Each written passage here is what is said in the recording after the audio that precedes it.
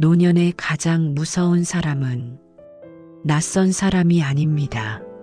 부처님은 가장 가까운 사람을 조심하라고 하셨습니다. 오늘 이야기는 그 말을 끝까지 믿지 않았던 한 노인의 이야기입니다. 68세 김분옥 씨는 평생 가족을 위해 살아온 사람이었습니다. 남편은 5년 전 세상을 떠났고 지금은 혼자 작은 아파트에 살고 있습니다. 분옥 씨의 하루는 단순했습니다. 아침에 눈을 뜨고 가장 먼저 하는 일은 휴대폰을 확인하는 것. 아들의 전화가 와 있으면 그날은 괜히 허리가 덜 아픈 것 같았고 전화가 없으면 아무 일도 손에 잡히지 않았습니다. 분옥 씨는 매일 아침 커피를 마시며 창밖을 내다봤습니다. 아래층 공원에는 친구들끼리 모여 웃고 떠드는 노인들이 보였습니다. 하지만 분옥 씨는 그곳에 내려가지 않았습니다. 나는 괜찮아. 아들만 잘 지내면 돼. 그게 분옥 씨의 입버릇이었습니다. 냉장고 문을 열면 아들이 좋아하던 반찬들이 그대로 남아 있었습니다. 언젠가 올지 모를 아들을 위해 늘 준비해 두었던 것들. 하지만 아들은 바빴고 분옥 씨는 그걸 이해했습니다. 나도 젊었을 땐 바빴으니까. 그렇게 스스로를 달래며 하루하루를 보냈습니다. 분옥 씨는 늘 말했습니다. 자식이 전부지. 아들이 힘들다고 하면 자신의 아픔은 숨겼고 며느리가 불편해할까봐 하고 싶은 말도 삼켰습니다. 그녀는 그것이 부모의 사랑이라고 믿었습니다. 명절이 다가오면 분옥 씨는 일주일 전부터 준비를 시작했습니다. 아들 내외와 손주가 올 거라는 기대에 집을 청소하고 장을 보고 음식을 만들었습니다. 하지만 명절 당일 아들에게서 온 전화는 이랬습니다. 엄마 미안해요. 이번엔 처가에 가야 해서요. 다음에 갈게요. 분옥 씨는 괜찮다고 했습니다. 그래, 그래야지. 처가도 가야지. 전화를 끊고 혼자 차린 밥상 앞에 앉았습니다. 상 위에는 아들이 좋아하는 갈비찜, 전, 나물이 가득했습니다. 분옥 씨는 숟가락을 들었다 놓았다를 반복하다가 결국 그날은 밥을 먹지 못했습니다. 괜찮아. 다음에 오면 더 맛있게 해주면 되지. 그렇게 스스로를 다독였습니다. 하지만 다음은 오지 않았습니다. 아들은 바빴고 며느리는 더 바빴고 손주는 학원에 가야 했습니다. 분옥 씨는 이해했습니다. 이해하고 또 이해했습니다. 그리고 그 이해 속에서 조금씩 자신을 지워갔습니다. 어느 날 분옥 씨는 몸이 좋지 않았습니다. 새벽부터 배가 아파서 잠을 설쳤고 아침이 되자 어지럼증까지 왔습니다. 혼자 있기가 무서워서 아들에게 전화를 걸었습니다. 여보세요, 민준아? 네, 엄마. 무슨 일이세요? 아니, 그게 엄마가 좀 몸이 안 좋아서. 엄마, 오늘은 좀 바빠요. 나중에 전화할게요. 전화가 끊겼습니다. 분옥 씨는 한참을 휴대폰을 들고 멍하니 앉아 있었습니다. 그 말은 틀린 말이 아니었습니다. 아들은 정말 바빴을 것입니다. 하지만 그날 이후 전화는 오지 않았습니다. 하루가 지나고 이틀이 지나고 사흘이 지났습니다. 분옥 씨는 매일 휴대폰을 확인했습니다. 혹시 내가 못 들었나 싶어서 통화 기록을 10번도 넘게 확인했습니다. 하지만 아들의 이름은 없었습니다. 바쁜가 보다. 내일은 연락 오겠지. 그렇게 스스로를 달랬지만 가슴 한쪽이 무너지는 기분이었습니다. 일주일이 지났습니다. 분옥 씨는 참다 못해 다시 전화를 걸었습니다. 1번, 2번, 3번. 받지 않았습니다. 그리고 문자가 왔습니다. 엄마, 회의 중이에요. 급한 일 있어요? 분옥 씨는 답장을 쓰려다 멈췄습니다. 급한 일이 있냐고? 그녀는 문득 깨달았습니다. 자신의 존재가 급한 일이 되어야만 연락할 수 있다는 것을. 그날 분옥 씨는 답장을 보내지 않았습니다. 그리고 처음으로 혼자 우는 법을 배웠습니다. 결국 분옥 씨는 혼자 병원에 갔습니다. 배 통증이 심해져서 더는 참을 수가 없었던 것입니다. 병원 접수대에서 문진표를 받았습니다. 이름, 주소, 전화번호를 적고 마지막 칸에 다달았습니다. 보호자 연락처. 분옥 씨는 펜을 들고 한참을 멈춰 서 있었습니다. 적을 사람이 없다는 사실을 그날 처음으로 알았습니다. 아들의 번호를 적으려다 손이 멈췄습니다. 전화를 받을까? 귀찮아하지는 않을까? 내가 또 부담을 주는 건 아닐까? 결국 분옥 씨는 그 칸을 빈칸으로 남겨두고 접수했습니다. 보호자 없으세요? 간호사가 물었습니다.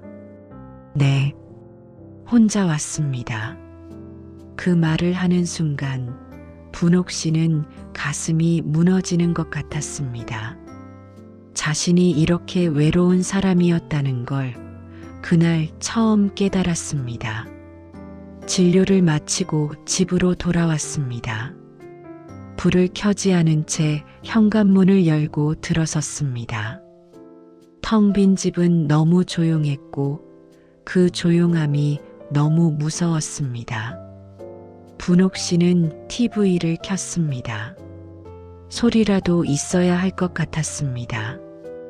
그리고 소파에 앉아 멍하니 화면을 바라봤습니다. 무엇이 나오는지도 모른 채 그냥 소리만 들으며 앉아 있었습니다.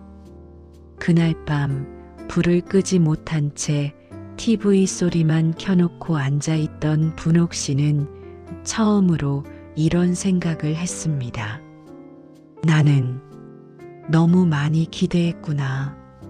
평생을 자식을 위해 살았지만 자식은 나를 위해 살지 않는다는 것. 그것은 잘못이 아니라 그저 삶의 방식이라는 것. 그날 밤 분옥 씨는 처음으로 자신이 얼마나 외로운 사람인지를 마주했습니다. 그로부터 며칠 뒤 분옥 씨는 우연히 라디오에서 한 법문을 듣게 됩니다. 어느 스님의 목소리였습니다. 부처님은 이렇게 말씀하셨습니다. 가장 가까운 사람에게 집착하면 그 인연마저 괴로움이 된다. 분옥 씨는 그 말을 듣는 순간 가슴이 덜컥 내려앉았습니다. 집착. 그 단어가 자신을 가리키고 있다는 걸 알았습니다. 스님은 계속 말했습니다. 노년에 가장 조심해야 할 사람은 낯선 사람이 아닙니다. 바로 내가 가장 사랑하는 사람입니다. 왜냐하면 그 사람에게 너무 많은 것을 바라게 되고 그것이 나를 괴롭게 만들기 때문입니다.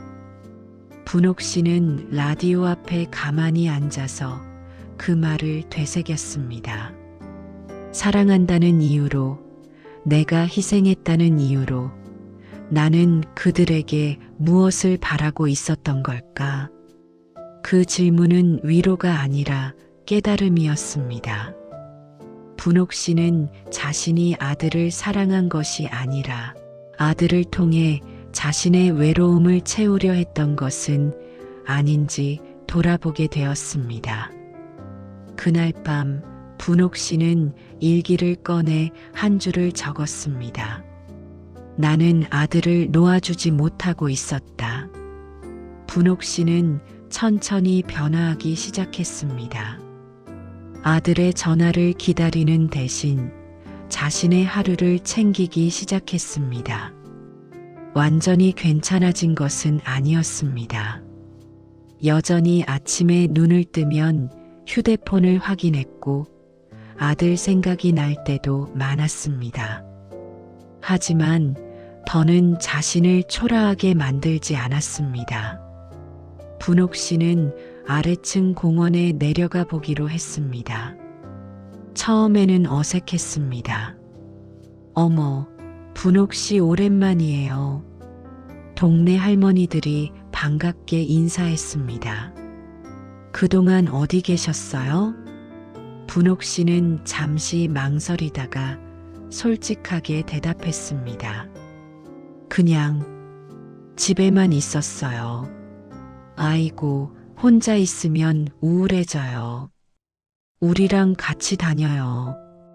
그렇게 분옥 씨는 조금씩 밖으로 나가기 시작했습니다.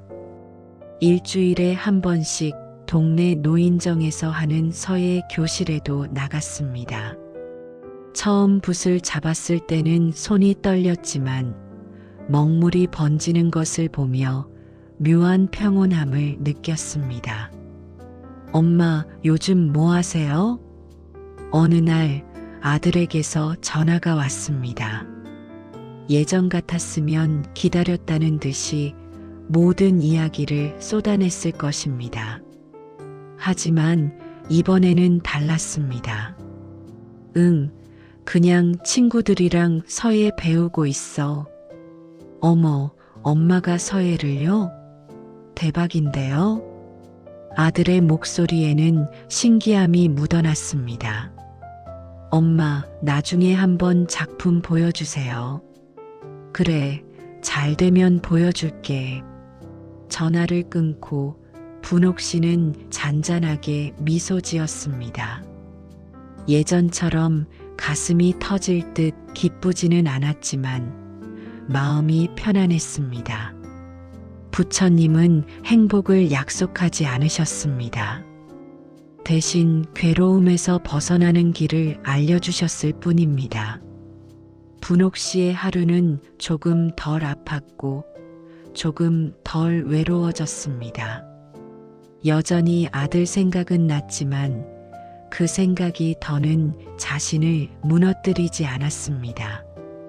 어느 날 분옥 씨는 공원 벤치에 앉아 햇살을 쬐고 있었습니다.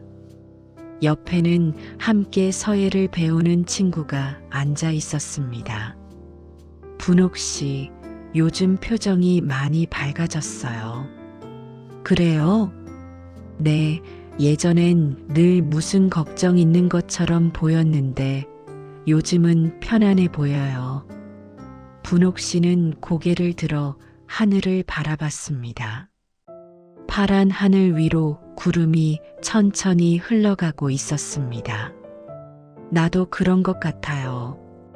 그 말을 하며 분옥 씨는 작게 웃었습니다.